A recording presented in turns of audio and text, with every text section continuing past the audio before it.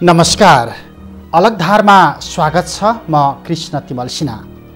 आज हामी कहिल्यै पनि पहिचान हुन नसकेको नेपाली कम्युनिस्ट आन्दोलनको समस्या अनि अहिले कठिन परिस्थितिमा समेत पदका लागि, भूमिकाका लागि, अवसरका लागि, अनुकूलका नियुक्ति अनि पदस्थापनका लागि रडाको मच्ची राखेको नेकपाभित्र देखिएको समस्याहरू केलाउँदैछौँ।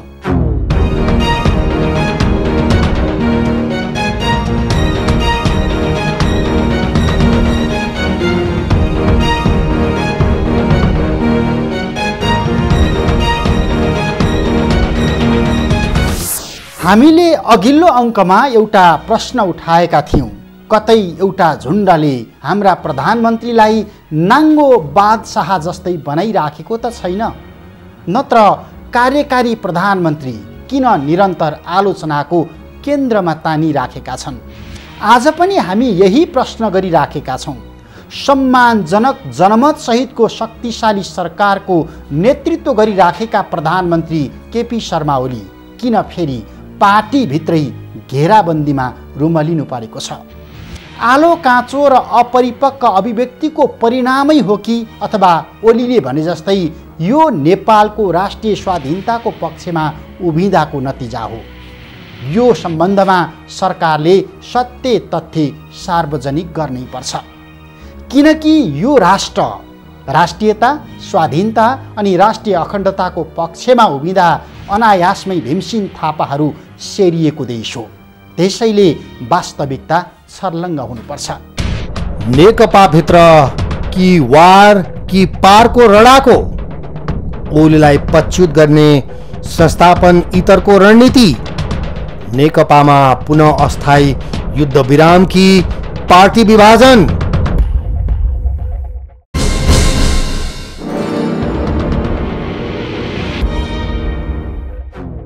नेपालको समग्र कम्युनिस्ट आन्दोलनलाई केलाउने हो भने टुटफुट, मतभेद र अन्तरसङ्घर्ष कदापि नौलो होइन।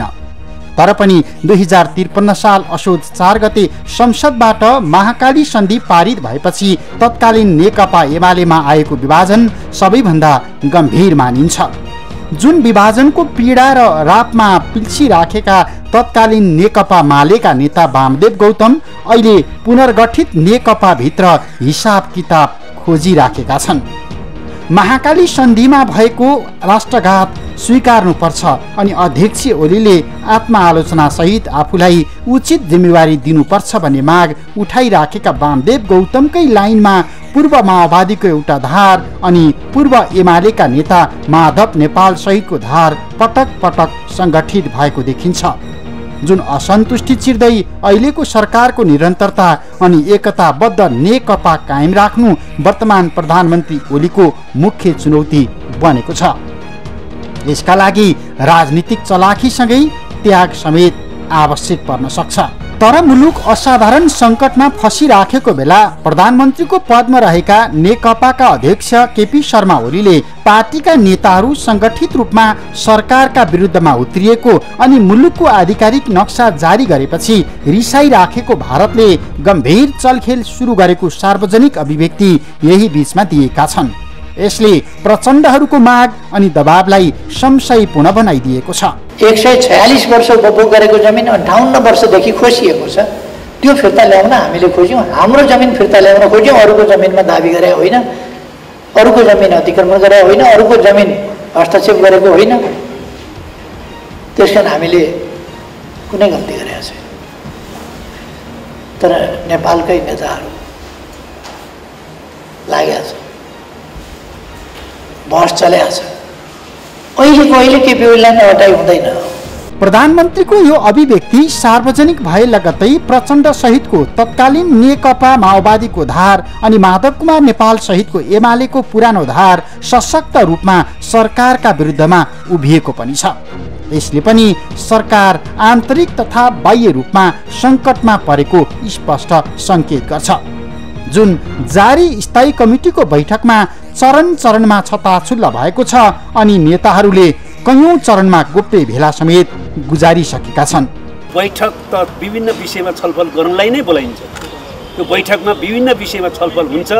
पार्टी र सरकारलाई कसरी सफल बनाउने, पार्टी र सरकारको सन्दर्भमा के आजको आवश्यक कुरा हुन्छ त्यो निर्णय लिने र देशको अहिलेको आवश्यकतामा पार्टी र सरकारले कसरी सम्बोधन गर्ने भन्ने बारेमा विभिन्न कोणबाट छलफल हुनुलाई अस्वाभाविक भन्न मिल्दैन। त्यो छलफल जारी छ। पार्टी एकतामा सङ्कट भने त स्वतः स्पष्ट छ, तर यो सङ्कटबाट पार्टीलाई बचाउनुपर्छ, पार्टी एकताको रक्षा गर्नुपर्छ, पार्टी एकतालाई सुदृढ गर्न अन्तिम प्रयत्न गर्नुपर्छ भनेर हामी छलफलमा केन्द्रित हुने निर्णय लियौँ। त्यसो त प्रधानमन्त्री ओलीले यसअघि सरकारको नेतृत्व सम्हाल्दा तत्कालीन भारतीय नाकाबन्दी छिर्दै चीनसँग व्यापार तथा पारवाहन सन्धिमा हस्ताक्षर गरेका थिए। त्यस लगत्तै सत्ता साझेदार दल नेकपा माओवादीले भद्र सहमति पालनाको प्रश्न उठाएर ओली सरकारका विरुद्धमा अविश्वासको प्रस्ताव अघि सारेको थियो। प्रचण्डकै अग्रसरतामा संसदमा अविश्वासको प्रस्ताव दर्ता भएपछि ओलीले 73 साल साउन 9 गते राजीनामा दिनु परेको थियो। जुन घटनालाई पनि ओलीले भारतमाथिको निर्भरता तोडेर चीनसँग व्यापार तथा पारवाहन सम्झौता गरे बापतको परिणामका रूपमा त्यति बेला अर्थ्याएका थिए। म प्रधानमन्त्री बन्नुभन्दा अगावै नेपाल भारत सम्बन्ध इतिहासकै चिसो बिन्दुमा पुगेको थियो। नाकाबन्दी जस्तो अकल्पनीय अवस्था थियो। कूटनीतिक, राजनीतिक र जनस्तरका प्रयत्नद्वारा त्यो अवस्था अन्त्य भएको छ। स्वतन्त्र र सार्वभौम राष्ट्रको हैसियत चाहिँ सबै मित्र राष्ट्रहरूसँग, विशेष गरी छिमेकीहरूसँग असल सम्बन्ध राख्नु नेपालको अधिकार मात्रै होइन, आवश्यकता पनि हो। व्यापार र पारवहनमा रहेको एकपक्षीय निर्भरतालाई अन्त्य गर्दै हामीले मित्र राष्ट्र चीनसँग यातायात पारवहन सम्झौता गरेका छौँ। तीव्र आर्थिक विकास र नेपालको आत्मनिर्भरतामा महत्त्वपूर्ण योगदान दिने केही दूरगामी सम्झौता र सहमतिहरू गरेका छौँ। प्रधानमन्त्री, सम्माननीय प्रधानमन्त्री ओलीजी, हामी कसैले पनि खोलो तर्यो लौरो बिर्स्यो, राम्रो जति सबै मेरो, नराम्रो जति सबै तेरो भन्ने भाव नराखौँ, गल्ती हुन्छ। त्यसबेला रहस्यमय ढङ्गमा छापामार शैलीमा माओवादीको धार झ्याप्पै सरकार ढाल्ने रणनीतिमा प्रयोग भएको बताएका ओलीले अहिले पनि नक्सा प्रकरणसँग जोडेर त्यस्तै टिप्पणी सार्वजनिक गरेका छन्। फेरि यहाँ संयोग नै मान्नुपर्छ, अहिले पनि प्रचण्डकै अग्रसरतामा ओलीको सत्ता समीकरणमा धक्का दिने प्रयत्न भएको छ। मुलुक गम्भीर आर्थिक, सामाजिक, कूटनीतिक तथा स्वास्थ्य सङ्कटसँग जुधिराखेका बेला नेकपा भित्रको यो शक्ति र सत्ताको चलखेलले राजनीतिक सङ्कट समेत मुलुकमा थपिदिएको छ। नेकपासित के विकल्प छ त? या त विभाजन हुनु पर्यो, या त एकता गर्नु पर्यो, या त कम्प्रोमाइज गर्नु पर्यो। यो भन्दा बाँकी त कुनै विकल्प नेकपासित छैन नि। र सबैलाई थाहा छ नेकपा सङ्क्रमणकालमा चलिरहेको छ। त्यसैले यस्तो बेलामा दुईटा स्कुलिङको द्वन्द्व पनि अलिअलि देखिन्छ। त्यो कुरा नेताहरूलाई थाहा छ नि त, यसका उपलब्धि के हुन्, यसका कमजोरी के हुन्। त्यसैले बैठकहरू बस्ने लाइक माइन्डेडहरू बस्छन् नि, किनभने डेमोक्रेसी छ, पार्टीभित्र पनि डेमोक्रेसी छ। कम्युनिस्ट भनेर यो उत्तर कोरियन कम्युनिस्ट त होइन नि, मिटिङ बस्न साथ सुट गर्नुपर्ने। त्यसो भएको हुनाले बैठक बस्छन्, आफ्ना कुरा राख्छन्, आफ्नो दृष्टिकोण राख्छन्, तर लक्ष्मण रेखा कसैले पनि नागेको मैले देखाएको छैन। अब नाग्ने कोसिस पनि कसैले गर्दैन, किनभने एकता गर्दा नै यसका पेचिला पक्ष र यसका उज्जवल पक्षहरूको बारेमा नेताहरू जानकारै छन् भन्ने मेरो विश्वास हो। भनिन्छ जितसँग 100वटा गल्ती छोपिन सक्छ, तर हारमा 1000 गल्ती पनि देखिन्छ। अहिले सत्तारूढ नेकपाका अध्यक्ष तथा प्रधानमन्त्री केपी शर्मा ओलीले पनि यही अवस्था सामना गर्नु परेको छ। पार्टीभित्रको विवाद धुम्बाराही, बालुवाटार, खुमलटार वा कोटेश्वरमा मात्र सीमित छैन, अहिले सडकभरि बिस्कुन बनेको छ। करिब 3 वर्ष अघि गठन भएको नेकपा एकताको सबै काम सकिँदा नसकिँदै फेरि फुट्न लागेको हो कि भन्ने चिन्ता तल्लो तहसम्म पुगिसकेको छ। विवादकै बीचमा निर्वाचन आयोगमा तत्कालीन नेकपा एमाले नामको दल दर्ता प्रक्रिया पनि अघि बढेको छ। यो संयोग मात्र पक्कै नहुन सक्छ।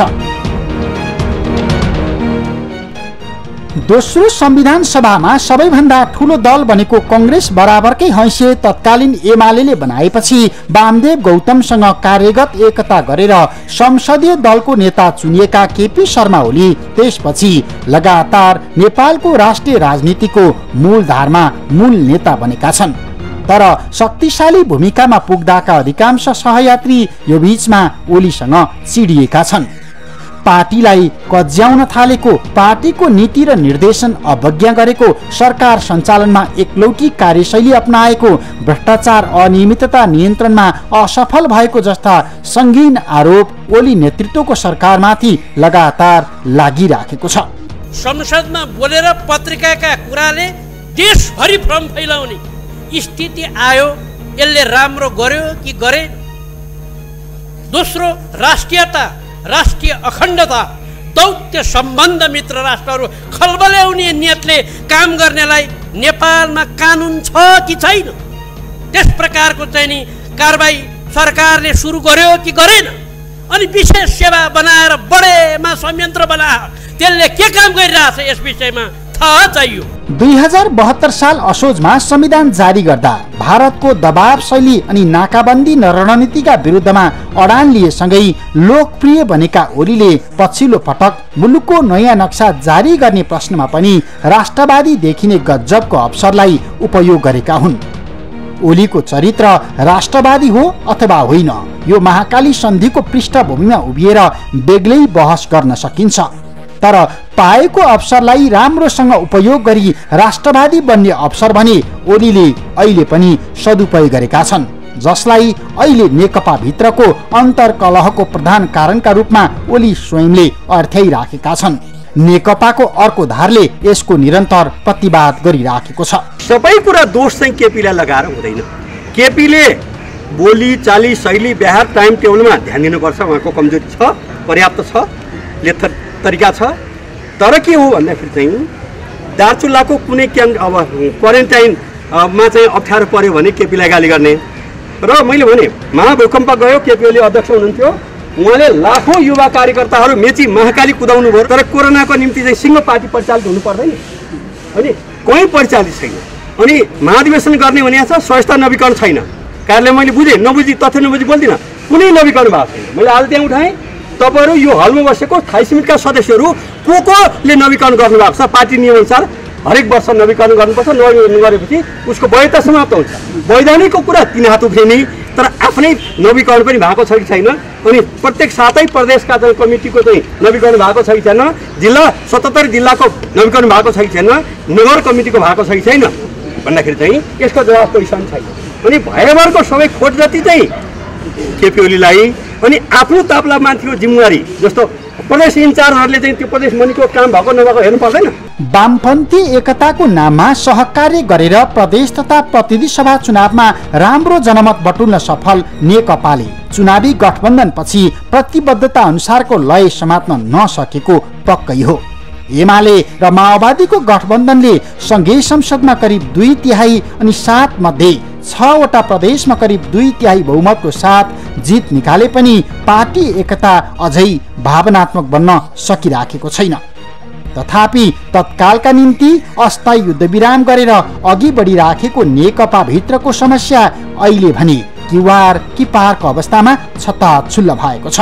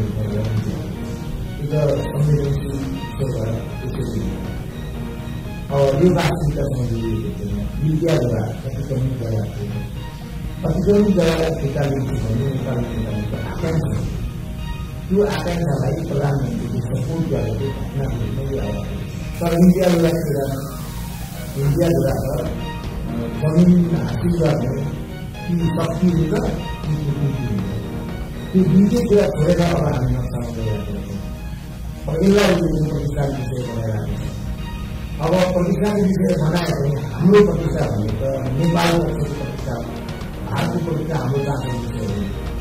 त्यो कुरा मात्रै हुन्छ भने हामी भारतको पनि संस्कार हेर्दै जानु भन्ने अब देश अगाडि बढेको नक्सा जारी गरेको किन पनि नक्सामा हामीले लिनुपर्ने भएर उनले यस्तो खालको नक्सा यो अगाडि जारी गरेको त्यो बेला हामीले धेरै एक पक्ष उनले चाहिँ नक्सा जारी गर्नु पाउने अनि हामीले चाहिँ नक्सा जारी गर्न पाउने हुन्थ्यो। हामीले वर्ष कालको संविधान जारी गर्दा उनलाई सोधेनौँ र नाकाबन्दी गर्नुपर्छ भनेर त्यो कुरा भयो। पटक पटक उनले हामीलाई किन हेर्छ यो कारण हामी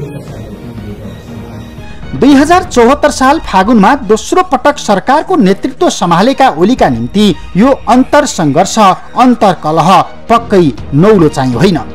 ओलीमाथि प्रदेश प्रमुख, मुख्यमन्त्री, सभामुख, संसदीय दलको नेता जस्ता पदहरूको पूर्ति गर्ने प्रश्नमा जताततै हाबी भएको आरोप छ। एक व्यक्ति एक पदको अवधारणा मिचेको आरोप छ। अर्का अध्यक्ष पुष्पकमल दाहाल प्रचण्डलाई भूमिकाविहीन बनाएको आरोप छ। भ्रष्टाचारीको घेराबन्दीमा परेको आरोप छ। यस्ता दर्जनौं आरोपबाट ओली सरकार गुज्रिराखेको छ। यही अवस्थामा ओलीलाई प्रधानमन्त्री अथवा अध्यक्ष वा दुवै जिम्मेवारी त्याग्नका लागि प्रचण्डको धारले बढी दबाब दिएको हो। जुन दबावको पृष्ठभूमि 2076 साल जेठमा ल्याइएको विवादपूर्ण गुठी विधेयक अनि लकडाउनकै समयमा सरकारले पार्टी फुटाउन सहज हुने गरी जारी गरेको अर्को विवादपूर्ण दल दर्ता सम्बन्धी अर्को विधेयकसँग प्रत्यक्ष जोडिएको छ। आफ्नै पार्टी फुटाउन षड्यन्त्र गरेको आरोप ओलीमाथि त्यस बेलादेखि लगातार लागिराखेको छ। त्यसपछि सत्तामा बसेर पार्टी फुटाउन खोजेको भन्दै पछिल्लो पटक आफ्नै नेता कार्यकर्ताको घेराबन्दीमा परेका ओलीले शासनको वैधानिकता समेत गुमाइसकेको भन्दै नेकपा भित्रैबाट पटक पटक पद त्यागका लागि दबाब परेको हो। तर ओली यी सबै आरोप अनि असन्तुष्टिलाई सम्बोधन गर्न तयार देखिएका छैनन्। चीनतिरको ट्रान्सपोर्ट ट्रान्जिट एग्रिमेन्ट गरेर फर्किएपछि सरकार ढलेको थियो, किनभने हामीसँग बहुमत थिएन। अहिले त्यही सपना देखेर संविधान संशोधन भयो, नक्सा जारी भयो। त्यसो भएपछि यस्तो अपराध गर्ने केपीओलीलाई अब भित्रभित्रको कुरा हो। त्यो बाहिर बाहिर भन्न नसक्ने तर भित्रभित्र यस्तो अपराध गर्नेलाई चाहिँ दिल्लीका सञ्चार माध्यमहरू सुन्नुहोस्, त्यसैले निर्देश गरिहाल्छ कि कहाँ कहाँ के भइरहेको छ। यहाँका होटलहरूमा भइराखेका गतिविधिहरू त्यसले पनि बताइरहेको छ। एम्बेसीको सक्रियता त्यसले पनि बताइरहेको छ।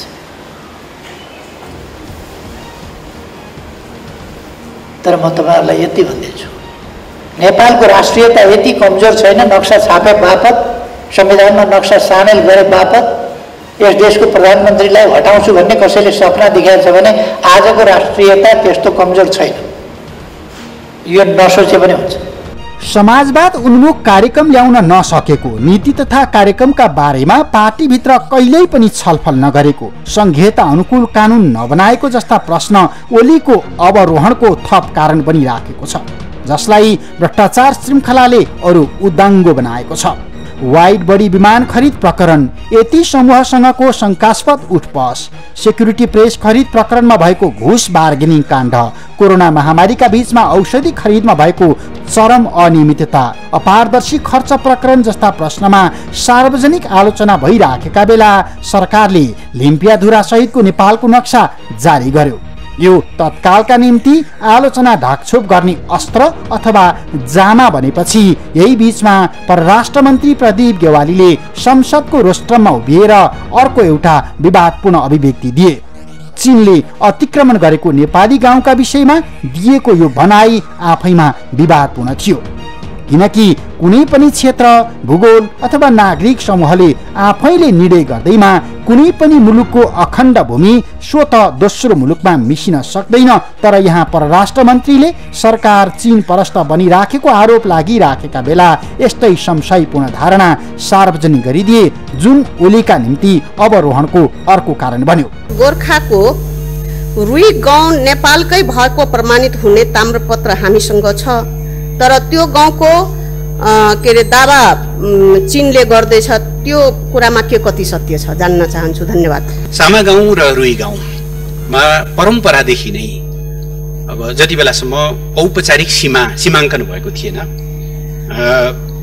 अब जस्तो अरू कतिपय ठाउँमा लेक बेसी भने जस्तो चरी चरण कहिले यताका भेडाहरू लिएर उता जाने, कहिले उताका भेडाहरू लिएर यता आउने, कहिले यताको खर्क यता बसाउने, कहिले उताको खर्क उता बसाउने, दुवैतिर चाहिँ लेनदेन कारोबारहरू भइरहेको स्थिति थियो। पहिलेदेखि नै त्यो परम्परा रहँदै आएको थियो र जब सीमा छुट्याउने कुराहरू भयो, दुवै देशले सहमतिका आधारमा दुवै देशको सीमा यहाँनिर हो भनेर चाहिँ उहाँहरूले सीमा स्तम्भ निर्माण गरिसकेपछि त्यति बेला रहेका करिब 110 घर कुरियाहरूलाई अब यो सीमा यहाँनिर पर्यो, यताबाट उता चीन पर्यो, यहाँबाट यता नेपाल पर्यो, तपाईँहरू कतातिर रहने हो, तपाईँहरूले आफ्नो ठाउँ रोज्नुहोस् भनिसकेपछि करिब 60 कुरियाले उतातिर रुई गाउँतिर र करिब 40 कुरियाले चाहिँ यता सामा गाउँतिर रहने गरी उनीहरूले स्वैच्छिक ढङ्गले आफ्नो चाहिँ बसोबास रोजे। तर पहिलेदेखि रहेका कतिपय कागजातहरू या पहिलेदेखि रहेका कतिपय चाहिँ भोगचलनका कागजातहरू ती कायमै रहे, त्यसले कुनै खास ठुलो कानुनी झमेला पनि भएन। अहिले पनि आवत जावतहरू चलि नै रहन्छन्। त्यसले गर्दाखेरि त्यहाँ कुनै जबरजस्ती कतैबाट अतिक्रमण भएको भन्ने प्रश्न होइन। हिजो उहाँहरूलाई स्वेच्छाले नै त्यो सीमा तोकिसकेपछि तपाईँहरू कतातिर बस्ने भनेर चाहिँ तोकिएर गरेको अवस्था हो। अहिले प्रधानमन्त्री ओलीका विरुद्धमा नेकपाका नेताहरू नै एकताबद्ध छन्। स्थायी समितिको बैठकमा अधिकांश नेताले प्रधानमन्त्रीको पदबाट राजीनामा गर्न दबाब दिएका छन्। तथापि नेकपाका नेताहरूले पार्टी एकता अघि भएको आलो पालो प्रधानमन्त्री बन्ने सहमति कार्यान्वयन गरेर यो विवाद समाधान गर्न सकिन्छ भन्ने दाबी पनि गरेका छन्। तर सरकारले संसदको जारी बजेट अधिवेशन एकाएक अन्त्यका लागि सिफारिस गरेको छ। पछिल्लो चुनाव यताको घटनाक्रम हेर्दा नेकपा पार्टीको साख पक्कै पनि ओह्रालो लागेको छ। सरकार र पार्टीको नेतृत्वका लागि बढी जिम्मेवार रहेका प्रधानमन्त्री ओली तीव्र अवरोहणका बीचमा आन्तरिक पार्टी राजनीतिको मोर्चाबाट समेत पछि हट्नुपर्ने अवस्थामा छन्। तर त्यो ओलीको मुड अहिले पनि देखिँदैन।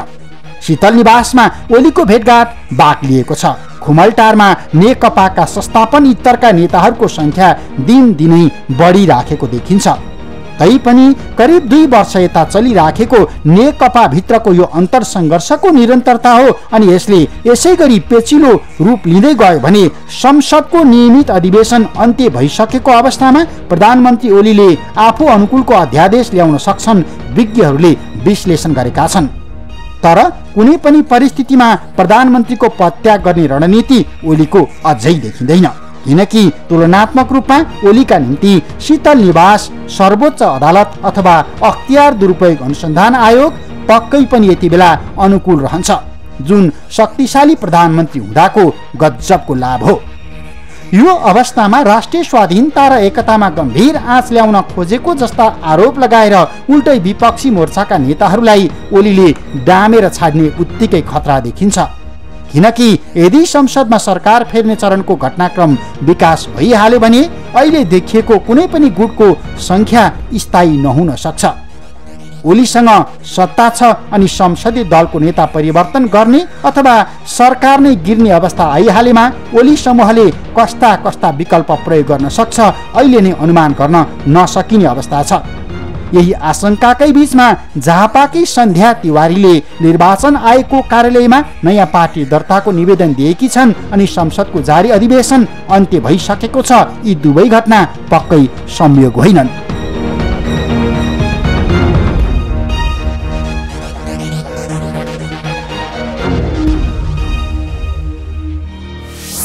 सरकारले गजब गरेको छ यो हामी भनिराखेका छैनौँ अनि समग्र परिस्थिति पनि त्यस्तो छैन। तर सरकारले 60 वर्षदेखि भारतको कब्जामा रहेको नेपालको भूमि फिर्ता लिने एउटा वैधानिक बाटो समातेको छ। हामीले यसको मात्रै प्रशंसा गरिराखेका छौँ अनि भनिराखेका छौँ, यदि भारतीय सञ्चार माध्यममा अहिले पोखिराखेको आक्रोश जस्तै अहिलेको सरकार नक्साकै कारण निशानामा परिराखेको हो भने यो किमार्थ स्वीकार्य छैन। हो, सरकार सञ्चालनमा थुप्रै समस्या छन्, गुनासोको चाङ छ, त्यसैले सरकार सच्चिनुपर्छ।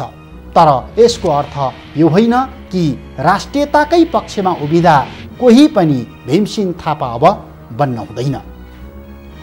हवस् त, अलगधारको आजको समय सकियो। कार्यक्रमका सन्दर्भमा तपाईँका कुनै सुझाव सल्लाह अनि प्रतिक्रिया छन् भने हामीलाई टेलिफोन नम्बर 400653 अथवा मोबाइल नम्बर 9802002006 मा सम्पर्क गर्न सक्नुहुन्छ। यस्तै अलगधार इमेज च्यानल्स @gmail.com मा इमेल पनि गर्न सक्नुहुन्छ। हामीलाई फेसबुक र ट्विटरमा फलो पनि गर्न सक्नुहुन्छ। अलगधारको आजको समय सकिएको छ। कार्यक्रमको सम्पूर्ण युनिटलाई बिदा दिनुहोस्। नमस्कार।